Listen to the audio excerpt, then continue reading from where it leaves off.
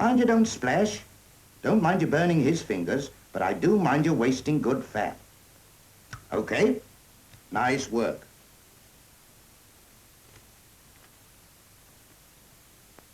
Now, there's a beautiful knob of fat. Know what's inside it? Kidney, my lad. There we are. What did I tell you?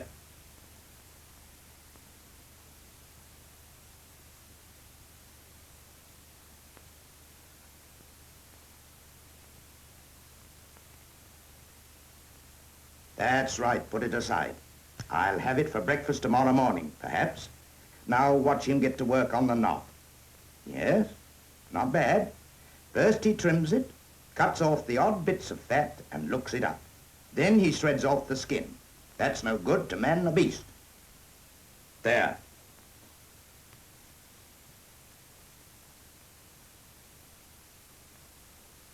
No, not with the other fat, you chump. Go and get another tin from behind you.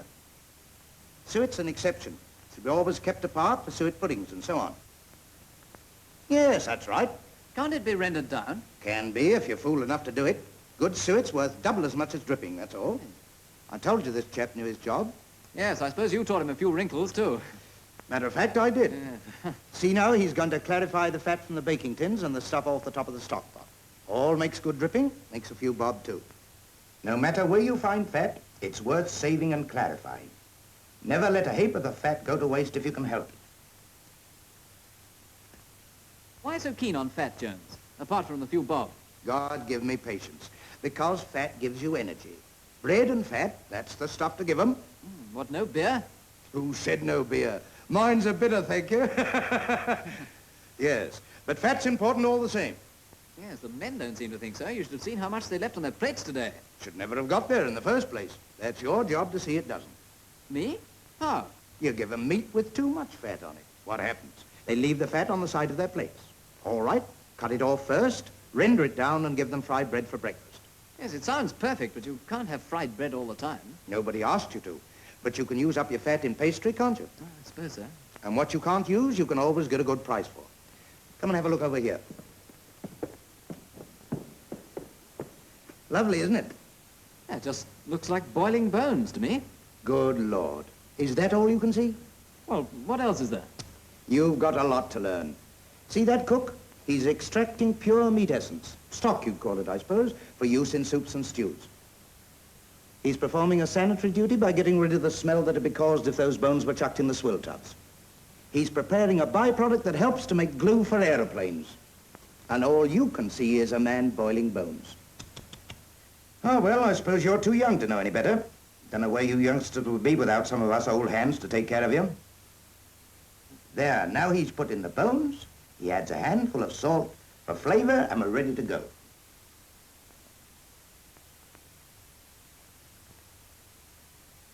Turn on the steam and bring the water up to boiling point.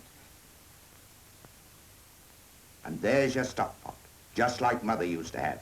But don't leave it at that. Bits of vegetable, raw or cooked, they can all go into the stock pot. And lovely stock they make, too.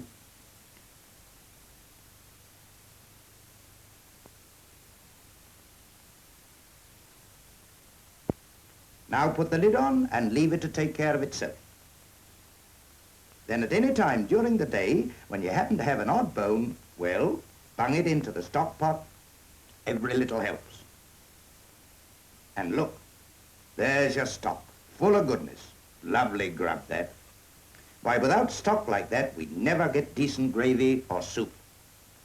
Well, what about that beer? Don't mind if I do. The other thing that nobody stops to think about is the profit that comes from the byproduct. I'll do that.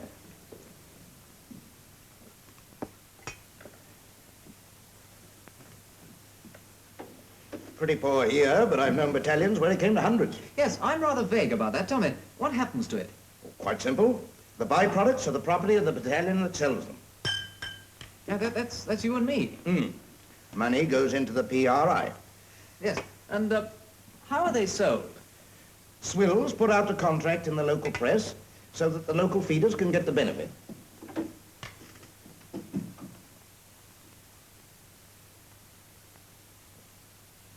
Fat and bones are different. They're collected by agents of the Ministry of Food and paid for at prices notified in an ACI every month. Sometimes you get a better price offered you, but you have to be careful about that. Fat and bones can only go to licensed melters. They guarantee you the same price wherever you happen to be. Yes, in Regent Street or the middle of the Scottish Highlands. Have another. Don't mind if I do. God bless. Down the hatch.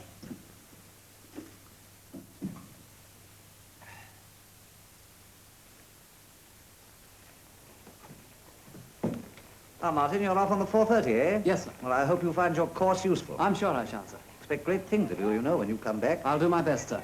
I hope you'll be able to carry on all right without me while I'm away, sir. We'll have a dart at it.